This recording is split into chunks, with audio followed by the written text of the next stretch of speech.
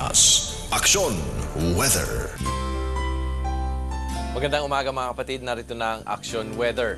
Naglandfall kaninang alas 4 ng umaga itong si Typhoon Pablo at sa ngayon ay tinatahak niya ang bandang Bukidnon.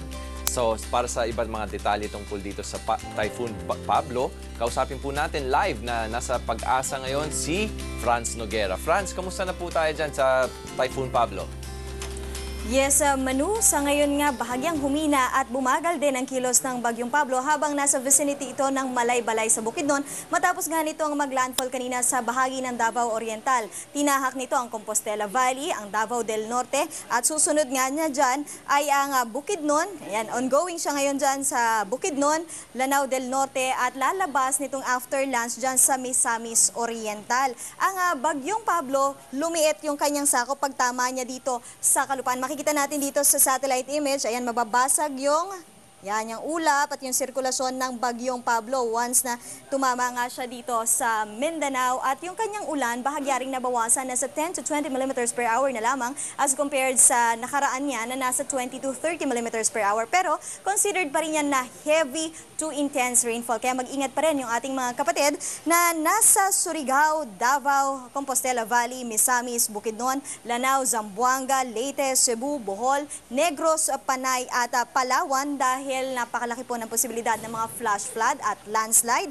Ang mga lugar naman, coastal areas dyan sa Surigao del Norte, Dinagat, Bohol, Palawan at Leyte provinces ay mag-ingat naman po sa mga storm surges na dala ng Bagyong Pablo. Sa ngayon, nasa signal number 3 pa ang Bohol, Siquijor, Southern Cebu, Southern Negros Oriental and Southern Negros Occidental. Misamis Oriental, Bukidnon, Lanao del Sur, Lanao del Norte, Misamis Occidental, Davao del Norte at Camiguin dyan naman sa Mindanao. Signal number 2 naman sa Northern Palawan kasama ang Calamian Group of Islands at Cuyo Islands, Southern Leyte, Antique, Iloilo, rest of o nalalabing bahagi ng Cebu kasama ang Camotes Islands, nalalabing bahagi ng Negros Oriental at nalalabing bahagi rin ng Negros Occidental. Surigao del Norte kasama ang Siargao, Surigao del Sur, Dinagat, Agusan del Norte, Agusan del Sur, Davao del Norte kasama ang Samal Islands, Compostela Valley, Davao Oriental, North Cotabato, Zamboanga del Sur, Zamboanga, Sibugay at Maguindanao naman. Dyan sa Mindanao ang under sa signal number 2.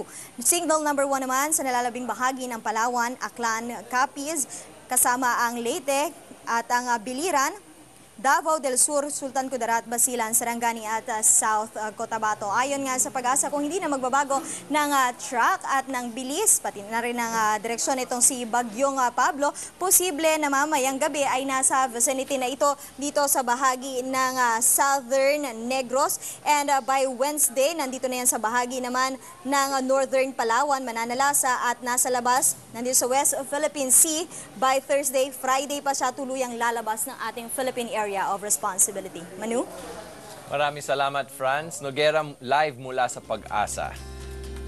At para makakita po tayo ng mga iba't ibang mga larawan na examples ng pananalasan nitong si Typhoon Pablo sa Davao del Norte, mga litrato kuha po ng ating News 5 reporter na si Camille Abadisio. Kita po natin na mga banana trees na natumba. Yan po ang lakas ng signal number 2 pa lang, mga kapatid. Kaya mag-iingat po tayo lalo na sa mga kapatid natin kung saan typhoon signal number 3 ang nakataas. Para sa karagdagang impormasyon tungkol dito sa Typhoon Pablo, sa developments at mga updates, bisitahin lamang ang interaction.com/weather at manatiling nakatutok sa amin dito sa Action Weather na magbabalik makalipas ang 1 oras. Ako po si Manu Sandeas. Magandang tanghali po. Mula sa News Headquarters.